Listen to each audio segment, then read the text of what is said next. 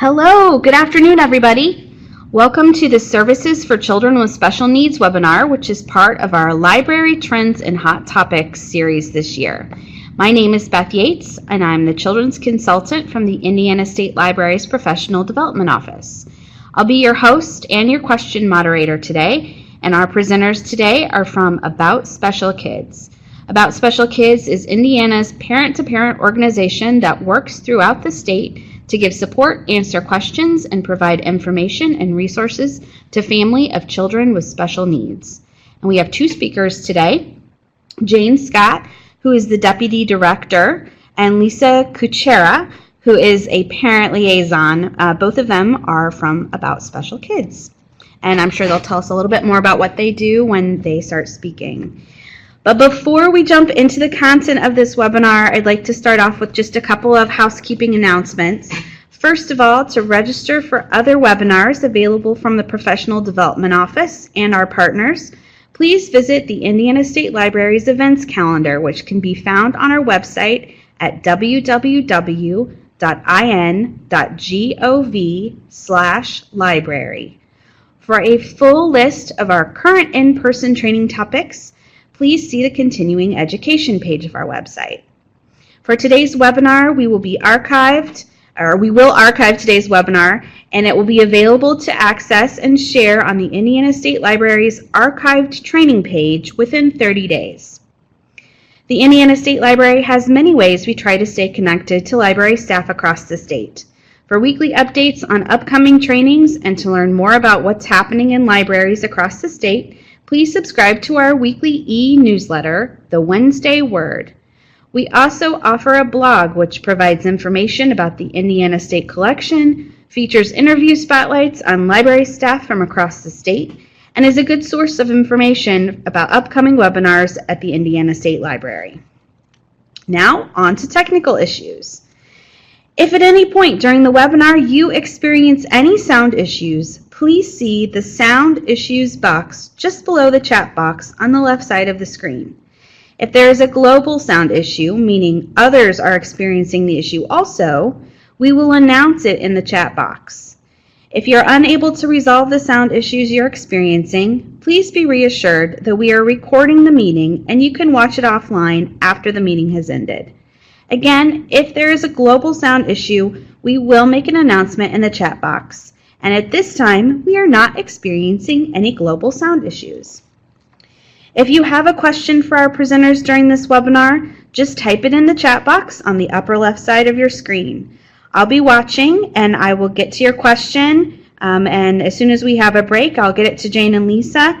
And they said they'd be happy to take questions as we go, so please do ask whenever you have something pop into your brain. And there should also be time near the end for questions too. Now, one last thing, on to LEU information. This session is 1 hour, so you'll get one LEU for today. We have a new procedure for webinar LEUs. To get your LEU certificate today, you will need to remain on the webinar until the very end, and there will be an opportunity for you to download a PDF, actually it's a Word document, that you can print out and write your name on. Again, you should remain on the webinar until the very end and you'll receive your LEU then. I will not be sending out certificates as we've done in the past, although if you believe you didn't get your certificate when you at the end of the webinar, you can always email me and I'll put my email address in the chat box at the end. Okay, so enough of me talking. Without further ado, I'm going to turn the presentation over to Jane and Lisa from About Special Kids. Welcome, guys. Thank you. Thank you. Thank you for having us. I'm Jane. I've been with About Special Kids for about 20 years. As everybody that works at About Special Kids, like Lisa and I do, we have children that have special needs. My child is 29, so I've been doing this for a long time. And we'll talk about that a little bit later. But this organization was founded on the premises that parents can help other parents in accessing resources and navigating the systems that they're having to navigate as their child grows up, because we've been there, we've walked that path, we've done that journey. So About Special Kids is that's what it's all about, or ASK. We formerly were called the Indiana Parent Information Network, or IPIN. So I don't know how many of you might have heard of that in the past. We changed our name like in 2007. So basically, just to get us started here, to kind of set the stage, who would you call for help with state and federal programs, for a child that may need a medical equipment, for help with special education law, which in the state of Indiana is Article 7, for health insurance options, for respite or nursing care, for any kind of resource you may need. I know when my son was born, he was in the NICU for almost a month. I had a social work background, but I know I started calling. I opened the yellow pages. That's what was back then what you used. Mm-hmm. And I started calling all these programs that I thought would help. And they helped, but a lot of times they only knew their portion of the picture. And they didn't know how they related to other programs and other organizations. So I kind of had this skew of all these dots, but I didn't know how to connect them or how to prioritize them. I made 51 phone calls one day. My 52nd phone call was this organization. Oh, wow. So like the question is, when parents have a child with special needs, whether that be by birth or by a new diagnosis or by an accident or by a child acquiring maybe a chronic illness such as cancer, you are basically kind of thrown into a new world. There's a lot of new terminology, acronyms, things you have to know, and how to navigate and get through that.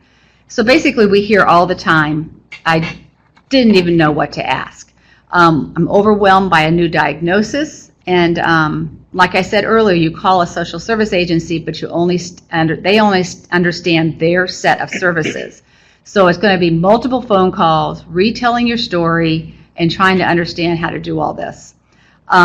Same with government agencies. They're specialized in what they do. And for example, Medicaid has over 32 different categories. So where do I fit? Where did my son fit? And then an educational system, as you know, kids, that's where they live. They live at school. That's where their life is lived out day in and day out.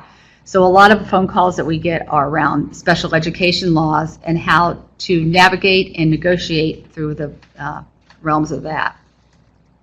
This is our mission, helping children with special needs live better lives by educating, empowering, and connecting their families. So we talk mostly with parents, grandparents, foster parents, maybe a sibling that's raising a child with special needs.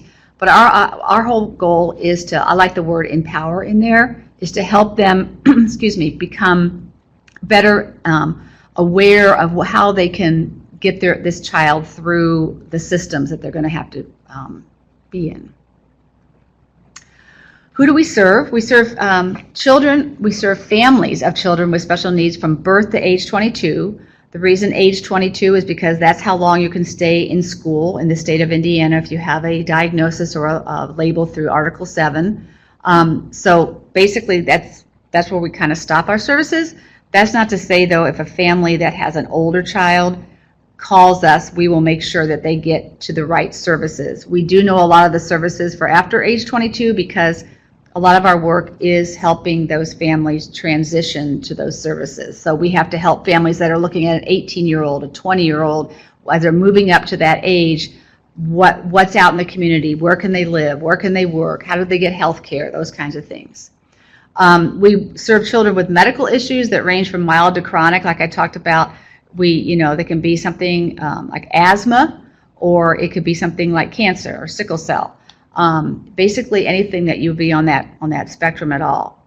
Children with developmental disabilities, with mental health diagnoses, behavioral health is the more up-to-date terminology on that. That has an area that has really exploded. In the 20 years I've been there, it's just really a different world we live in, and kids getting diagnoses very young. A lot of trauma-induced behavioral health diagnoses. And then also children with learning challenges and disabilities, ADHD, any kind of like dyslexia or any kind of learning disability. So, and also kids that are at risk for any of these. So like a premature baby that may develop a developmental disability eventually, or a foster child, or a child that maybe has lived through a trauma in their family and now may end up with some kind of diagnosis that will stand in the way of their development or their education. So it's pretty broad. Like I said, broad. We define special needs very broadly. Pretty much anything you can think of, we serve. And those, like I said, the bottom one there says children who have risk factors or showing signs of a suspected disability. So families call us that say, something's wrong, something's different, don't know what it is, nobody will listen to us, what do we do? So we get those kind of calls too. We provide 3 different kinds of services, all kind of intertwined. The first one is peer support. Like I said, the most important thing I think I want you to remember about us today is that we are all parents of children with special needs. So we have walked these paths that we're talking about. What makes us different than a lot of information referral where you're just going to get a phone number or a website or some information, but we're actually walking that walk with them. So obviously information and referral is a big thing, and then our training and education, and I'll talk further about each one of those. We're the parent-to-parent organization here in the state of Indiana. We're part of a larger national parent-to-parent organization. Not that they don't actually tell us what to do, but we use them as a resource. There's other one, if you would go to almost any state, you could find a parent-to-parent organization with a different name. So obviously we help families navigate these complex systems of education, paying medical bills, all those kinds of things. Majority of our staff, like I said, are parents of kids with special needs, and the same with our board of directors. So we are definitely saturated into the culture. The parent liaison is the staff member, and Lisa, who will be talking here, is a parent liaison for us. They are the ones that talk to the families. So there you have the automatic peer support that happens when a family is talking to a parent liaison. And when they call in or when they get referred to us, we have many ways that families get to us. We talk about the most urgent issue first. What is happening? Is their child just got maybe expelled from school, or the child got kicked out of a child care because of their behaviors, or because they can't take care of this child because of the medical needs. Whatever's kind of on top of their list we'll hit first. But then we go on from there too. We don't just stop there. We actually do follow-up calls and send follow-up information to folks, and we try to really hit on a lot of different topics because we believe that you can't ask questions about what you don't know. So we make sure that you're knowing all the different all the systems and places you need to be thinking about as you're going through the years of your child growing up. We also have Spanish-speaking support throughout the state too, so we have a Spanish-speaking parent liaison. Our information referral happens in many ways. It obviously happens through our phone calls with the parent liaison, but we also have reference materials on our website. We send informational packets to our families after we talk to them about a particular topic. Like let's say we talk to them about special education.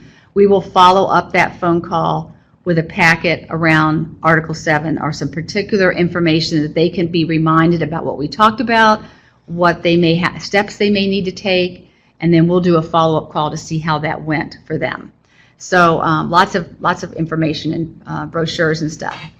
On the technology side, one of the best kept secrets, I think, is our resource directory, which is on our website, on the front page of our website and the home page. We have over 2,300 resources on there that relate to children with special needs, birth to 22. Ooh, librarians, we like a good directory of resources. And the neat thing about it is this directory is annually updated. So it's like, it's not one we put online and we hope that works for you. All the links expire. Yeah. So basically, it's an online directory. You can actually do searches by county, by topical keywords, all kinds of things.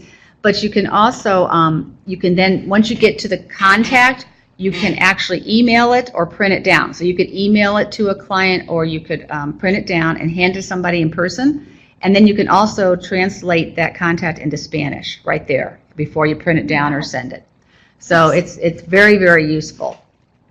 We get a lot of requests via email through our website, and I'll talk a little bit about that. The next slide is that. It's aboutspecialkids.org. It has our training class schedule. We have face-to-face trainings throughout the state. We go to churches and libraries and do those. I'll talk about what those are in a minute. The training classes are the only thing that have a cost associated with it for families. Everything else is free. The training classes, a lot of them, though, are sponsored through corporations and other organizations, so a lot of times we can find money for a family to go.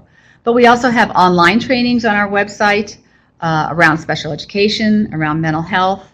We have archived webinars on topics, another good thing for librarians to know. A lot of searching for different kinds of pertinent topics. Information on programs and workshops. We call it our news box. So it's not just what we're doing, but what are other organizations that we kind of work with and do similar work are doing.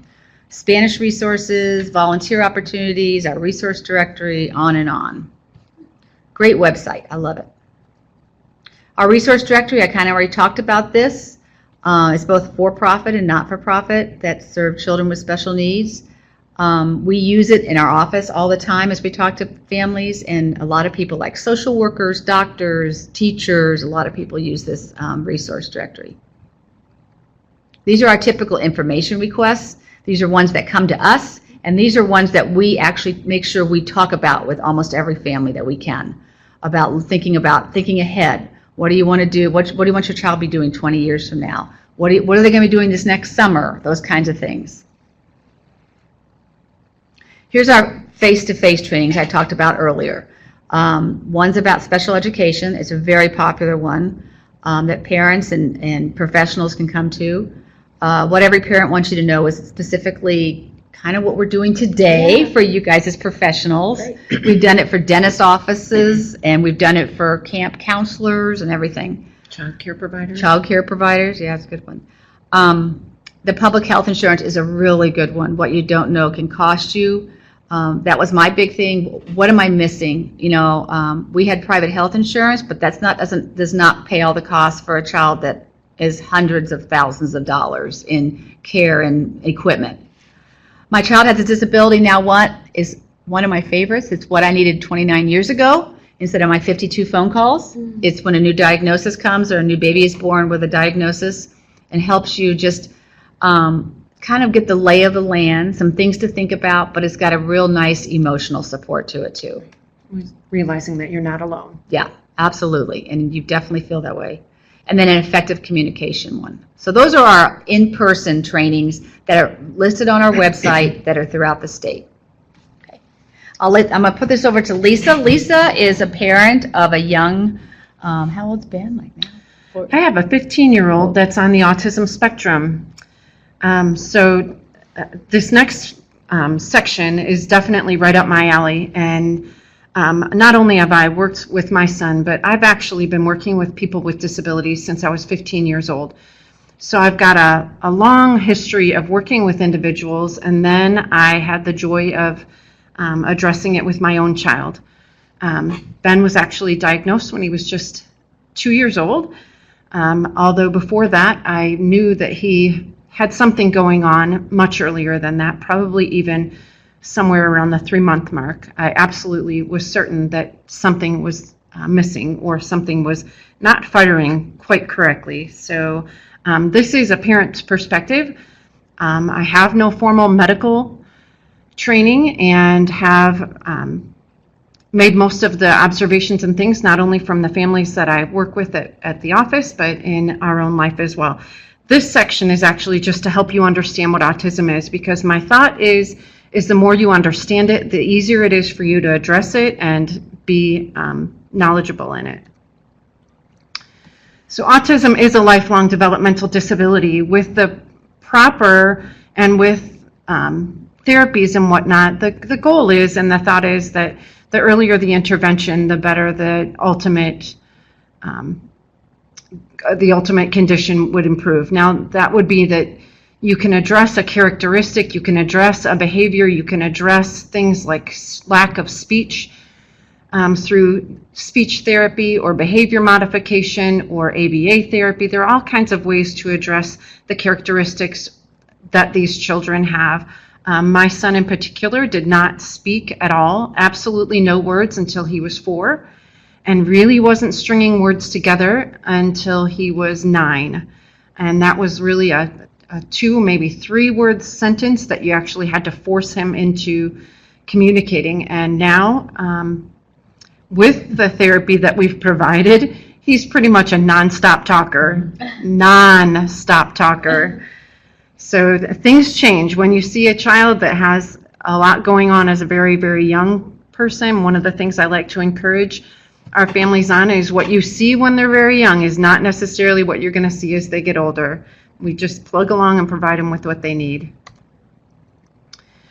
So the statistics are changing all the time. I've updated it. 1 in 68 was the last diagnosis I saw. So the kids with autism are becoming so much more prevalent, and they're going to be out in the community, and they need to be out in our community. And it's just things that you're going to see in the library. It's what we're going to see in the stores, in the mall, in the parks and things. So, you know, again, understanding what it looks like and how you can react to it is extraordinarily important as these kids start growing up and then they're adults. Is that your son?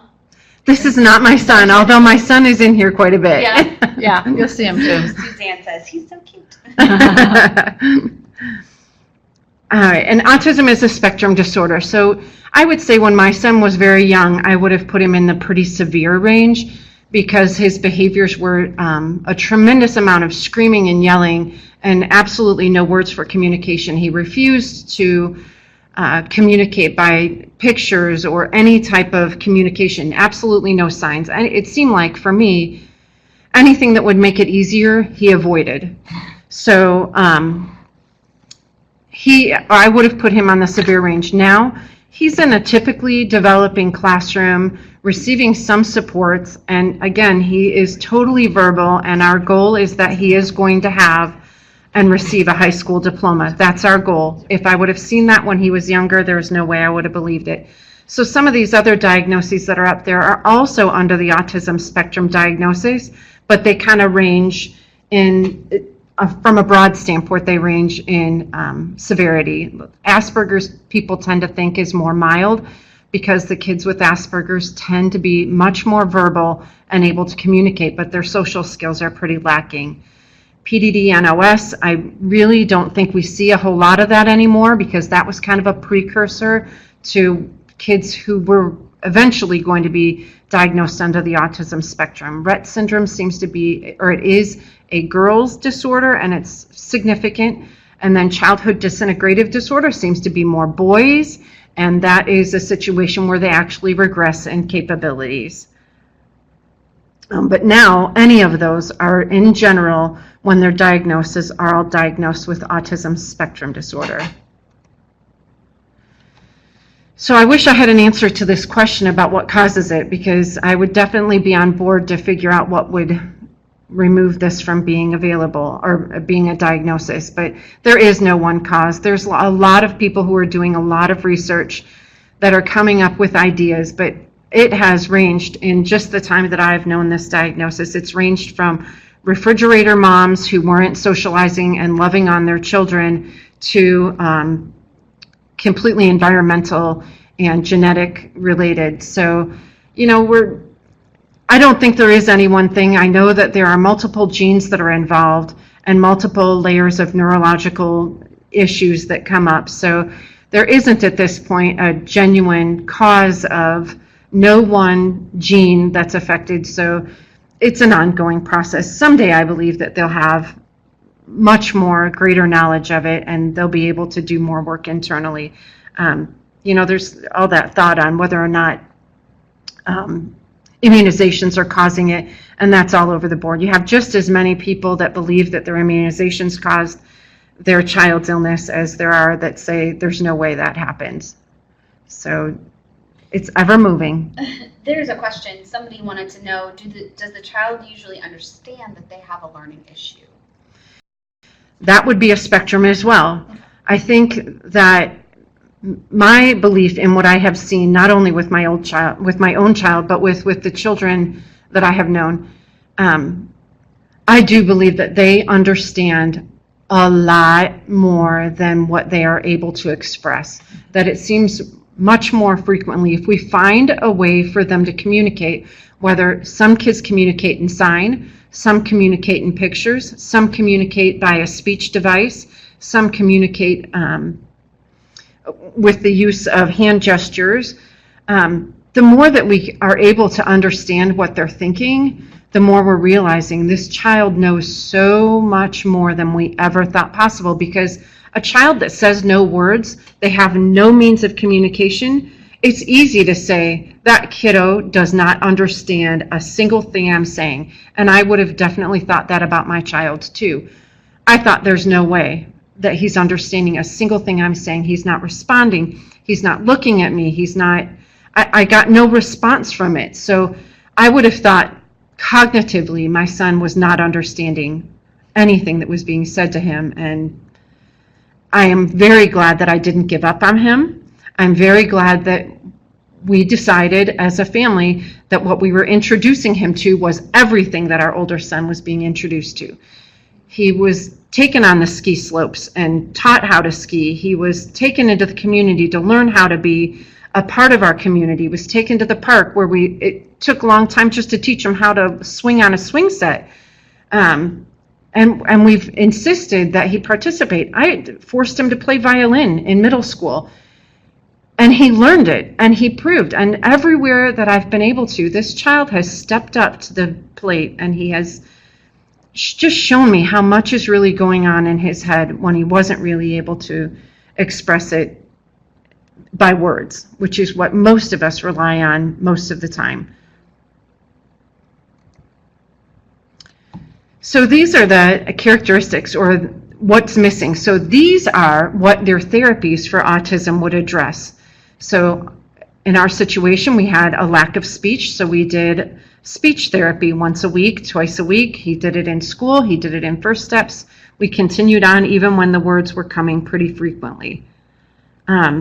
Difficulty relating to others. I could say even at 15, my child has difficulty making friends, or really realizing that there should be a filter on the way that you relate to people. So in having conversations, if you have a child with autism where you're having a conversation with them and you're engaged with them, you know, just about anything is likely to come out of their mouths. It's something that we've had to learn all along, that what I have to teach other people is please don't be offended by something that comes out of his mouth, because that's not where it's meant to be. He says it like it is. If you're short, he calls you short. If you're tall, he's going to call you very tall. If you've got glasses, he's going to talk about your glasses. It just is what it is. He says what's true and what he knows in his heart, but that doesn't necessarily make it very publicly appropriate. Odd behaviors. My son pulls out his eyelashes and eyebrows, gives him a different look. It's something that we've worked on over and over the course of years. I think about maybe a year ago we started allowing his eyebrows to grow back in, and they're just odd behaviors. Some kids flap their hands, some kids clap their hands, some kids need to pace, some kids need to bounce, which leads us into sensory. Sometimes our kids just need additional sensory input or less sensory input.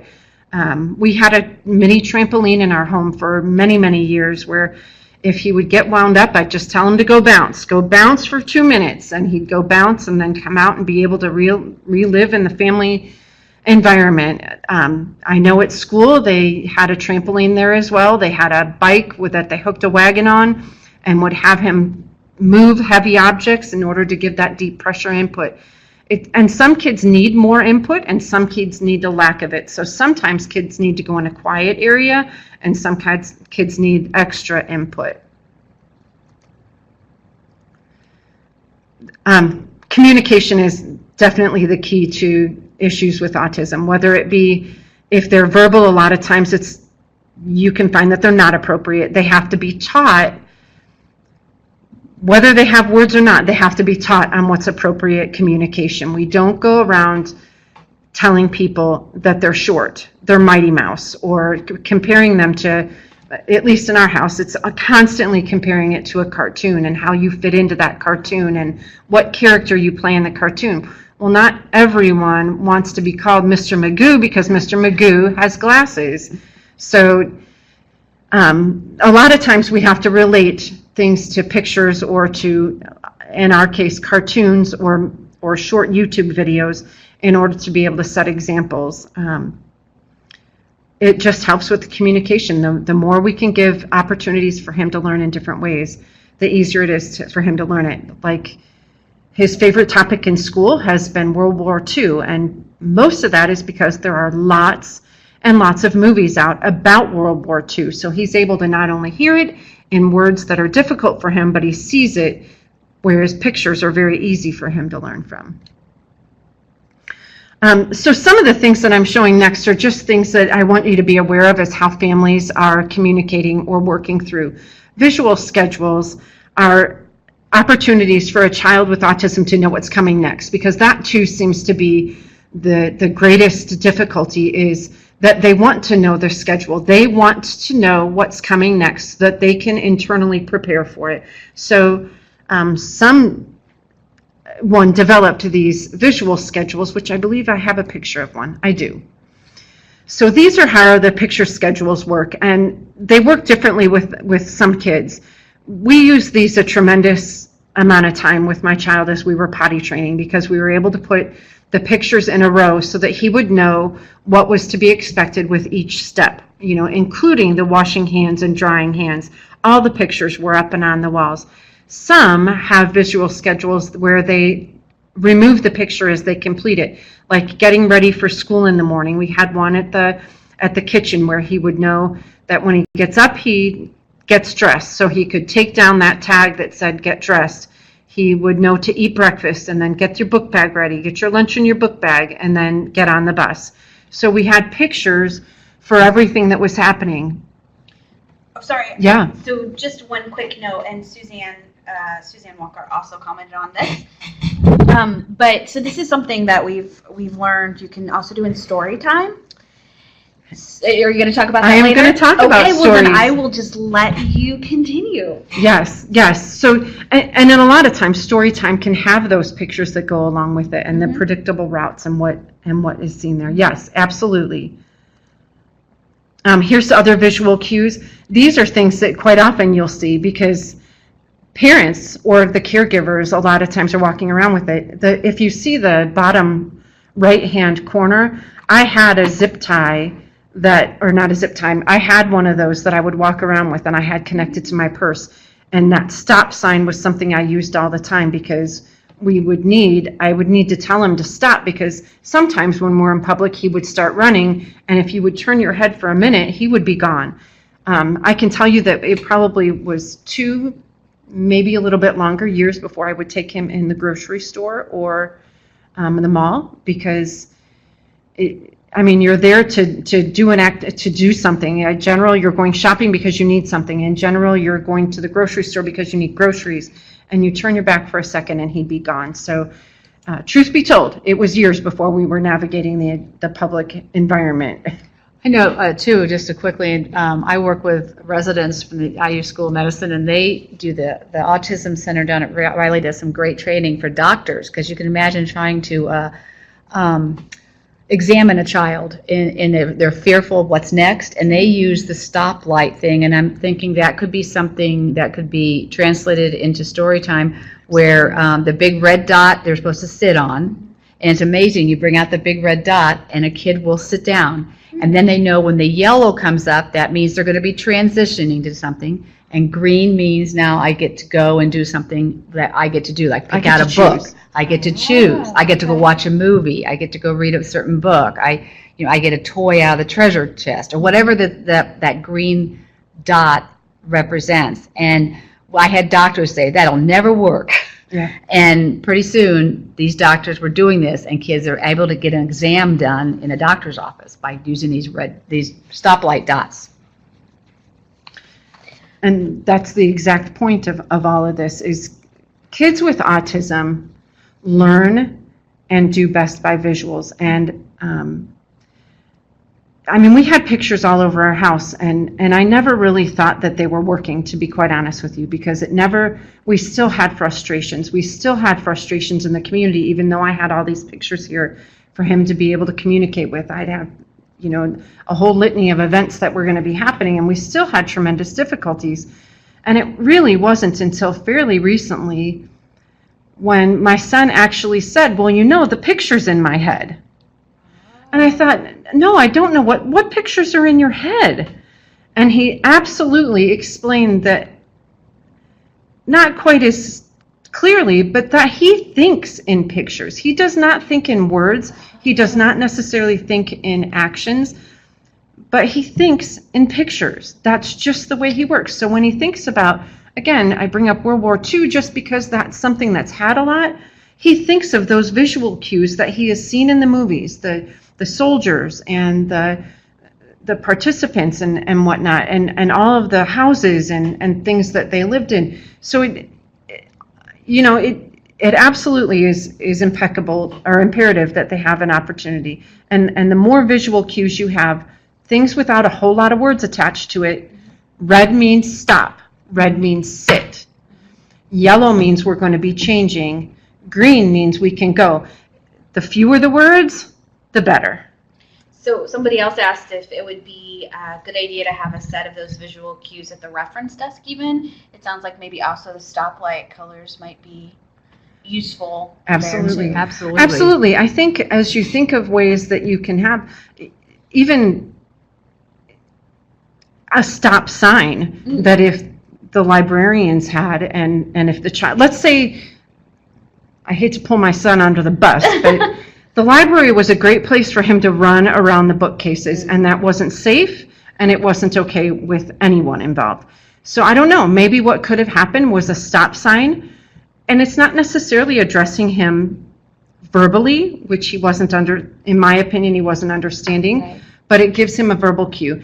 And you know what else those things do? It removes some of the emotion from the person that's showing it. Mm-hmm. So the person that's saying, I need you to stop, because the more you get aggravated with it, the more the child winds up. The more you try and manipulate the child, the more they wind up. So having those nonverbal cues, which, oh, remember, we're on red, or red, show the stop sign, and you're removing some of the emotion for it. And I definitely, as I've grown with my child, I definitely know that the more emotion I remove from myself, the better we deal through things. Like, you know, we were doing homework the other night, and I got very aggravated with him, and I got very upset with him, and I let him know I was upset. And not only did he not progress in that homework anymore, but he went to bed still thinking that I was mad at him. So he didn't get over it, and we weren't making any strides, and we didn't reach any goals of learning algebra because he was still perseverating on the fact that I yelled at him. Right. So I've had to learn, and is it perfect? Are we always going to be able to respond unemotionally? Absolutely not. But that kind of is one of the big keys in stepping back and removing your emotion and trying just to say, we need a game plan for what we're going to do. We need these visual cues that tell us what our next steps are, and we need a plan on what do we do if we engage in it. And I actually took out the behavior modification pictures, which would have been helpful now in this situation, to be able to see what we lived with, what we kept as far as controlling behaviors. So, being that we know communication is one of the most difficult things, I've mentioned quite a few of these just in the course of the prior, but absolutely do not expect eye contact. Not that there won't be contact in and out, and some kids are very good about eye contact, but the more words you use, especially for the younger kids, the less effective you're going to be. Shorter sentences, direct in what you're saying, and where you can have a visual cue. So the social interaction makes public engagement the most difficult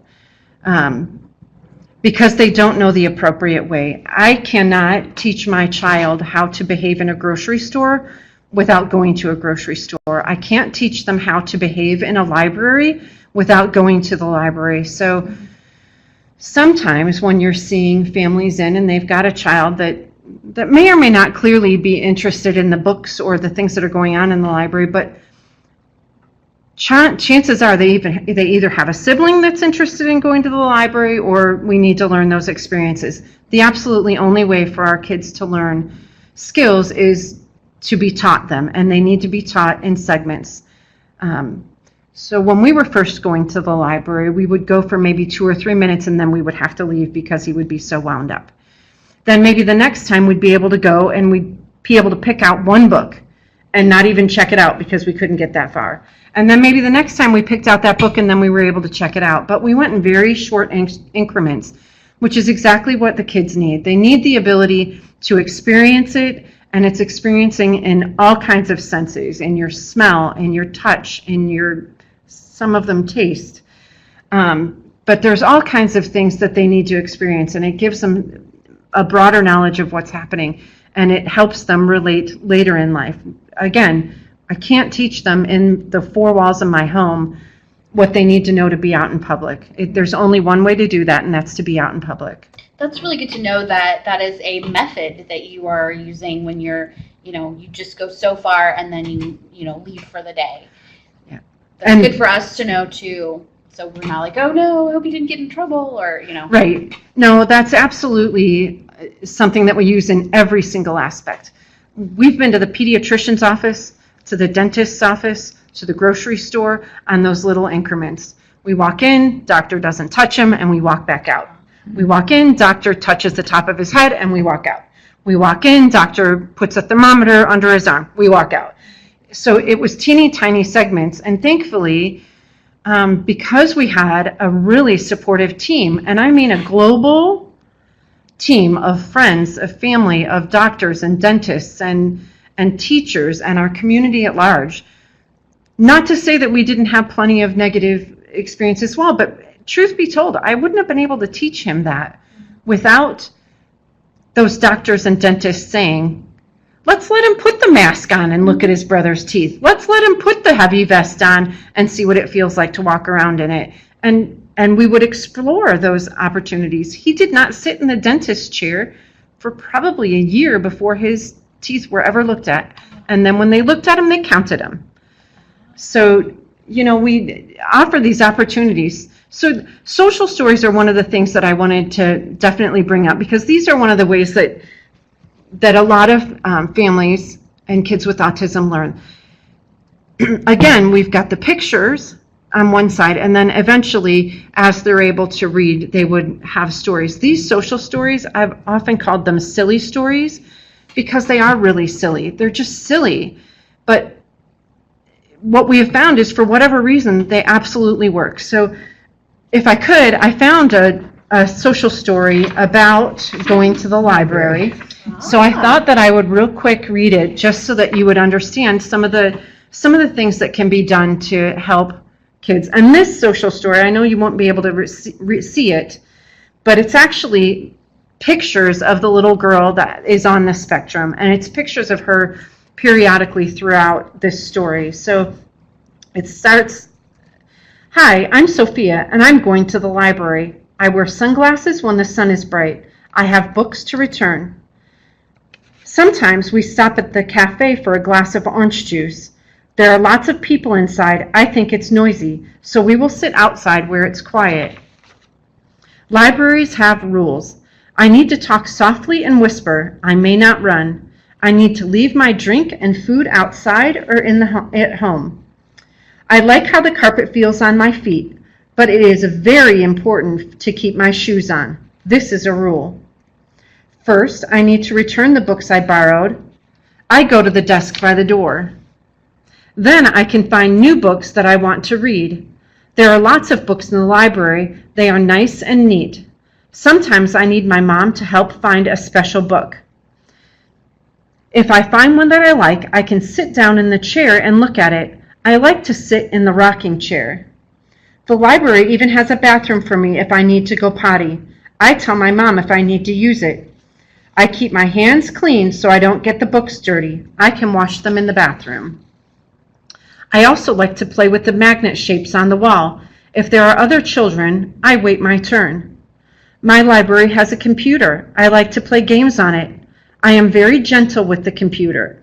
I can play 3 games, then I give someone else a turn. When it's time to leave, I give my books to the librarian. I also need a library card. They will stamp my books and put them in a bag to take them home. I like going to the library. So the social story aspect of that goes through not only the process in which they're going to be doing, but it also reminds them of the behaviors that are expected. And I know most kids on the spectrum live and breathe by rules. Rules are easy. It's a rule at the library to wear my shoes. It's a rule at the library not to run. It's a rule at the library that I have to check my books in and out. And it's almost easier when we just say, you know, you can't run in the library, Ben, that's the rule. And that seems to help with him when he knows it's a rule. And just to tell you that in the social story, there was a picture of this little girl doing that with each caption that Lisa read. So you could either do it with a cartoon kind of characters, or you could actually have a place where parents could insert a picture of their child doing that. And so there'd be some way for them to understand, like, this is what happens now, and this is me doing this now. And I think they're fascinating. I just posted, so the Johnson County Public Library in Greenwood and Franklin, south of Indianapolis, they have some social stories, one for each of their branches, like to show what to expect when you walk in. So I posted a link for everybody to take a look at those. Great. That's great. Yeah, there's phenomenal authors in it. And truth be told, all I did was really Google it. Yeah. I Googled visiting social stories for visiting the library, and there were several different, and this little girl came up. This one happened to be a very simple, very word-friendly story, and that is really key. You don't want a ton of words most of the time. You want simple, this is what I do, this is how the process will go. And you can do that with just story time.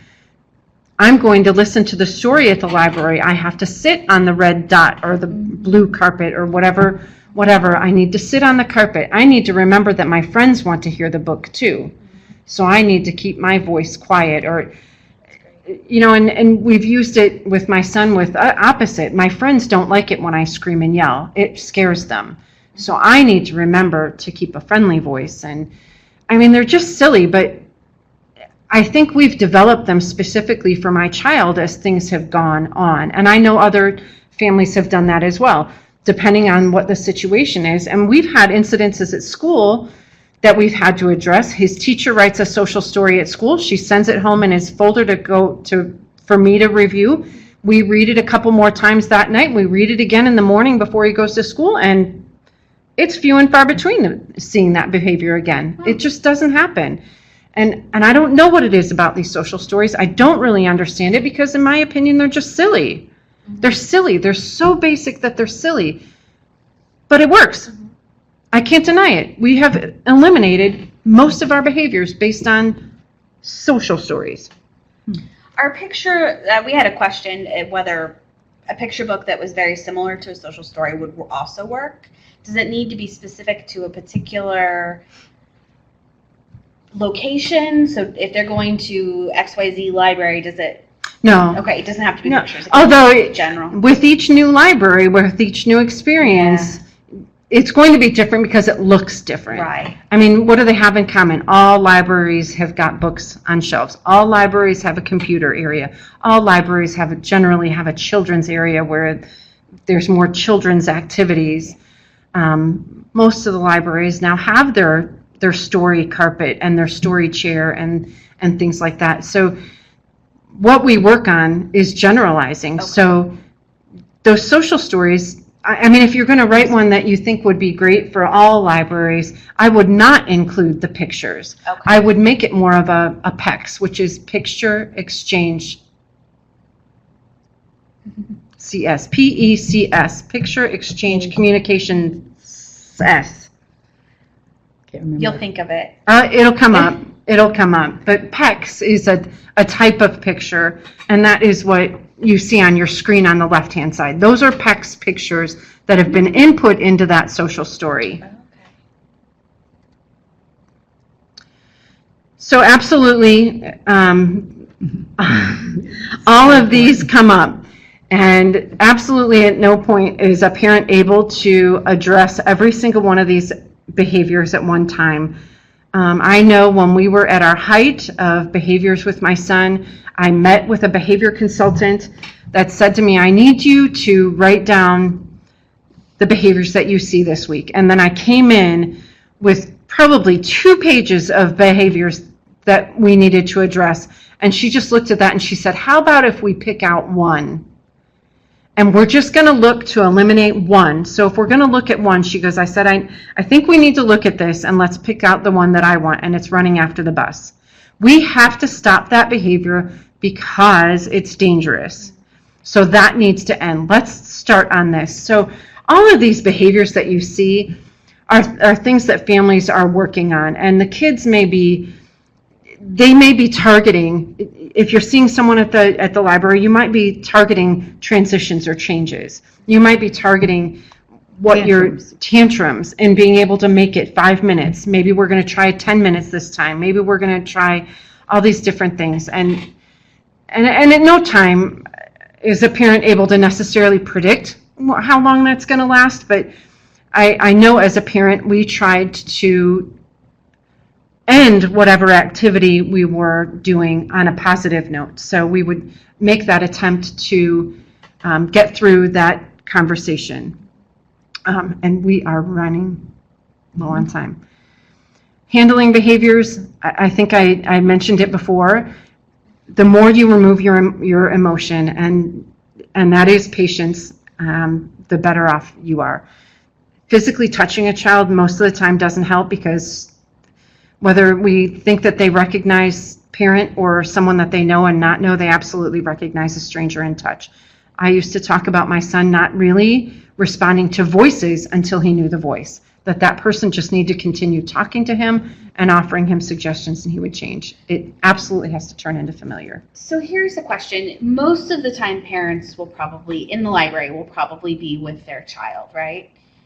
So hopefully. I would hope. I mean, I can't imagine the situation where you're dropping off a child on the spectrum and walking out. So most of the time a parent will be there, right? So are there any, and maybe you're going to talk about this, but are there any strategies or anything that librarians should know about offering help to parents, or should they just not offer? Like what do you recommend? I think that what I find is key is being accepted when we come in.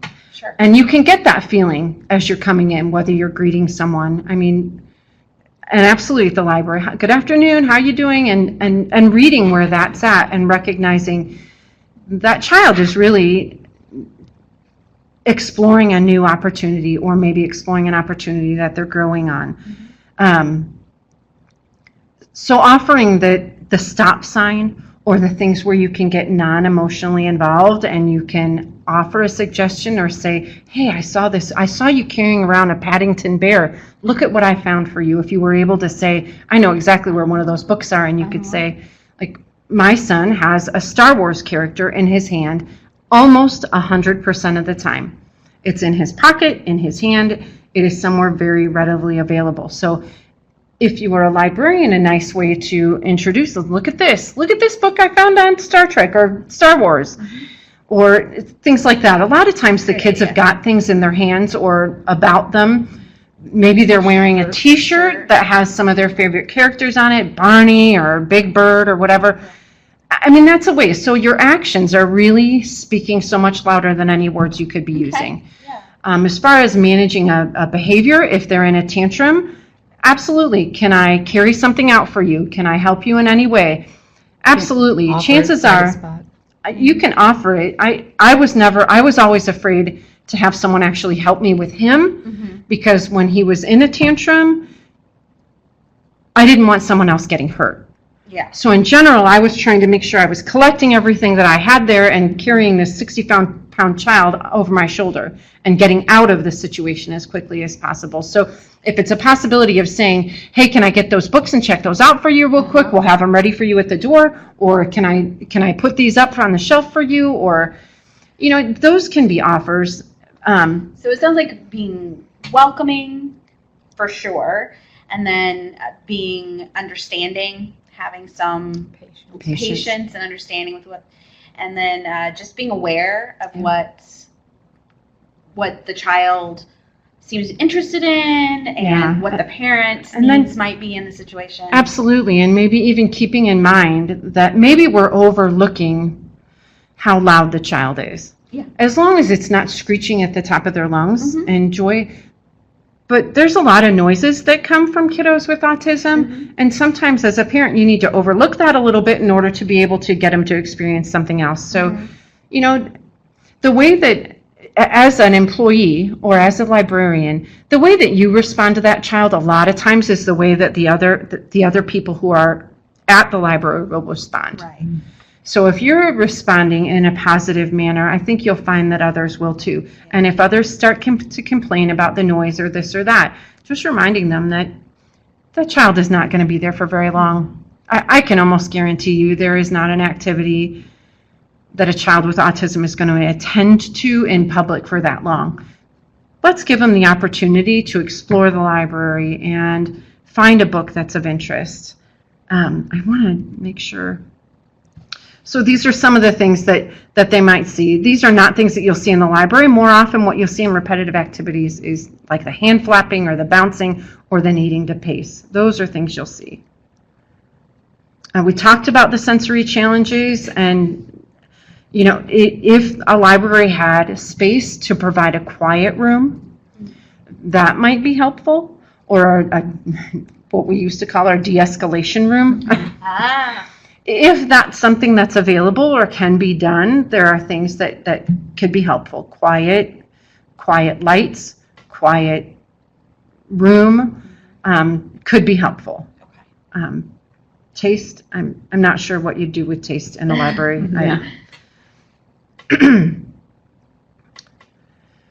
Safe place to regroup. Yeah. Someone, while we're on the sensory issues page, someone wants to know, would it be okay to ask the parent if there are any sensory issues so we know to avoid certain things? I would say, especially in situations like story time, probably. Mm-hmm. Like you just I don't think use once it you, and things like that. I think getting to know the parent and the child, so if a parent is being upfront and saying, my child has autism and we're going to be participating in this story time, it definitely is a question. Is there anything that we can be providing? Can we get a special pillow out that they can sit on? Can we have a weighted blanket or a fidget? Fidgets are big. All kids like fidgets. So little things like that, absolutely. Okay. And again, as long as it's addressed in a positive and welcoming fashion, it's generally regarded very well.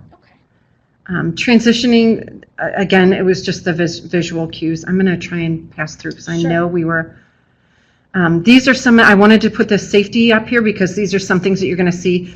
GPS, they do have a lot of projects, Lifesaver and things like that look like watches. It's not odd for in public for someone to need a harness for their kid because they take off. It's for their own safety. Okay. All of these are for the safety of the kids. I know when we were young, we had a wristband that was you could scan it, and it would give his information and a contact phone number. We've had tattoos that we put on when we're going out that we then just take a permanent marker and write the phone number so that if he would get separated from us, they'd be able to call us. Interesting. So in understanding all of these behaviors and characteristics and things that you've seen here are things that a family's dealing with 24/7. If they're exploring the library, if they're taking an adventure into the library, I guarantee you it's for a reason. And I do believe, and I believe that I've put this in other sections too, but I do believe from the bottom of my heart, I do believe that my son has just as many lessons to teach the people in his community as anyone in the community is teaching him. You know, whether it be respect or patience or understanding or the wonderful aspects of Minecraft. You know, there are lots of things that I have learned from my son and that our family has learned from our son. That doesn't mean that we don't have challenges every day. And those challenges need to be met. And in order for us to advance our son, we need to know that we have to have him face those challenges. And the library is one of the things that, I mean, we've been asked to leave the library because I couldn't get him under control. And I knew we needed to leave, but I couldn't get him under control to get him out the door. Right. So It is a whole family. I just wanted to make sure that we know that sometimes we're there for siblings, and parents need to know and make sure that they're giving the siblings opportunities to be engaged in the community as well. And most of the time that can't be done without bringing the child with autism with. So if you see one child with autism, you see one child with autism. They are all so completely different as far as how they're related to. My best suggestion would be to watch how the parent is relating to the child and feed on that. Offer support, and if we've got those stop signs, if we've got visual cues within, that is all very helpful. If you come up with a specific plan to handle story time, and then expect a child with autism is going to get up and they're going to move around during story time, and then if someone could be redirecting them to be able to pace in the back of the circle, it probably isn't going to be disruptive for the little ones sitting in the circle. But to expect a child to sit through a book, at least when they're learning, is going to be difficult. So allowing them that space to say, I'm still listening, and I will go to my grave saying that even if they are not looking like they're paying attention one single little bit, they're hearing, they're listening, and they're learning. Say about little ones too. You know, even if they need to get up and move around, they're still listening. They're still listening. They're listening. And if they're working with a fidget, or if they've got something in their hands that they're working around, I can almost guarantee you they are also listening. So there's my child. The little one in the baseball uniform is him. He's not that anymore. He's now 6'2". Very tall. Goodness. So he's grown a little bit from there. She's still cute. Still cute. So cute. So general rule of thumb, absolutely, person first language. That would be true for any person. Is my kid is not autism. My child has autism. And I would never refer to him as the autistic boy or autism just as a blank title. In general, child first, and then if we need to explain the disorder, then the disorder. And I added in the resource directory again, just to reemphasize that there are lots of listings in the resource directory, and those are, I often call it the Google of the disabilities world here in Indiana. It works just like Google. Well, thank you, ladies. I am going to put up, you guys, really quickly, the LEU certificate for you. Oops. Sorry, I'm trying to do technical things and talk at the same time. Let's see, sorry. There we go. There it is. So if you just click right here on this file, you should be able to download it. And earlier I said you can print it and write your name in. I was wrong. Actually, now you can type your name. There's a field where you can type your name in and then either save it electronically or you can print it out for yourself. And then I do also have a survey to share with you guys if you wouldn't mind taking it really quickly. Let's see if I can get it. I'm going to copy and paste the link right here into the chat box. It's this Survey Monkey link right here. If you click on that, it will take you to an evaluation, and you can fill that out for us real quick. But I want to thank you for coming. If anyone has any questions afterwards, you can email me or you can email them directly. I'm going to put my email address in here.